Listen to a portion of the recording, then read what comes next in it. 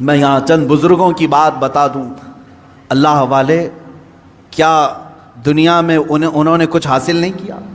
مخدوم علی شاہ مینا رحمۃ اللہ تعالی علیہ، محمد شاہ مینا رحمۃ اللہ علیہ، لکھنؤ کے بڑے بزرگ، ان کی سیرت میں نے پڑھا۔ جانتے ہیں عبادت بھی کیسے کرتے تھے؟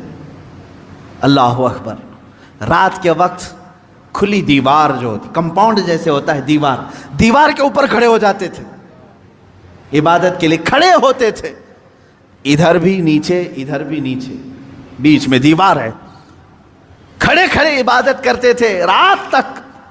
لوگ کہتے کہ حضور مسجد ہے، نیچے صحن ہے، آرام سے کریں۔ کہتے جب آرام ملتا ہے تو نیند آ جاتی ہے، آرام ملتا ہے تو نیند آ جاتی ہے۔ میں دیوار پر کھڑا ہوتا ہوں اور رات کو نیند آتی ہے تو کبھی کبھار دیوار سے گر جاتا ہوں۔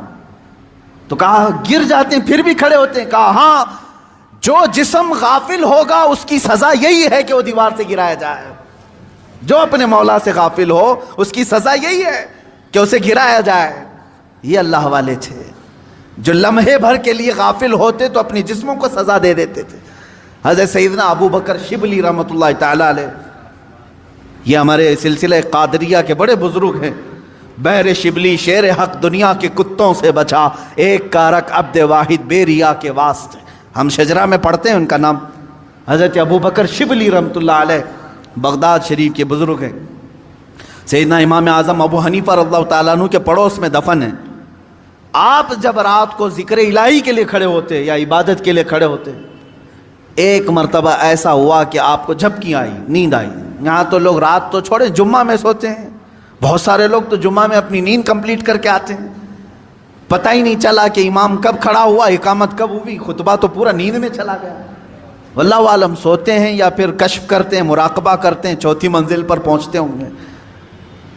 عزیزان گرامی، یہ وہ دل سوتا ہے جسے اپنے رب تعالیٰ کی طرف توجہ نہیں ہوتی۔ وہ آیا ہے رسم ادا کرنے کے لیے، وہ آیا ہے لوگوں کے دکھاوے کے لیے۔ دل کی توجہ اور دل کی حضوری ہو تو نیند کہاں کی۔ حضرت ابو بکر شبلی رحمۃ اللہ تعالی علیہ، رات کے وقت جھپکی آ گئی، تھوڑا سا اونگ آئی، کیا کیا جانتے آپ؟ وہ کھڑے ہوئے۔ پہلی مرتبہ رات میں ایسا ہوا کہ مجھے اونگ آ گئی، کیسا ہوا؟ اس کے بعد گئے، سرما لگانے کی سلائی لے کر نمک میں پھیرا اور نمک پورا آنکھوں میں لگایا۔ آنکھوں میں نمک لگاتے، ذرا لگا کر کے دیکھو اپنی آنکھوں میں نمک کیا حالت ہوگی۔ سیدنا ابو بکر شبلی رحمۃ اللہ علیہ کی آنکھوں سے خون رستا تھا، خون رستا تھا، ٹپکتا تھا، اور اسی حالت میں وہ عبادت کرتے تھے۔ لوگوں نے پوچھا کیا یہ اس طرح سے کرنا صحیح ہے آپ کا؟ اپنی آنکھوں کو آپ نے نمک میں ڈال دیا۔ وہ ہنستے تھے، کہا یہ غافل آنکھوں کی تو بہت چھوٹی سزا ہے، بہت چھوٹی سزا ہے کہ میں نے نمک پھیر دیا۔ اگر اسی طرح زندگی بھر غافل رہی تو اس میں تو آگ کی سلائیاں پھیری جائیں گی، آگ کی سلائیاں پھیری جائیں گی، میں تو نمک پھیر رہا ہوں۔ عزیزان گرامی، وہ کہا کہاں ہو تم، کس جگہ پر کھڑے ہو آج؟ اپنا مقصد زندگی کو تو سمجھ لو، مجھے کیوں پیدا کیا تھا رب تعالیٰ؟ کیا اسی لیے کہ لوگوں کے تانے، لوگوں کو کی جاسوسی میں اپنی پوری زندگی گزار دوں؟ کس کے گھر میں کیا پک رہا ہے وہی بات کرتے بیٹھا رہوں، کس کی بیوی کیسی ہے وہ ڈسکس کرتا بیٹھا رہوں، کس کے گھر میں ابھی کتنے شادی کے لوگ ہیں وہ ڈسکس کرتا بیٹھا رہوں، کس کی دکان ٹھپ پڑ رہی ہے یہ ڈسکس کرتا بیٹھا رہوں؟ تمہاری زندگی اسی لیے ہے، پوری دنیا بھر کے گلے تانے اور شکوے، غیبت، چغلیاں اس کے لیے ہے۔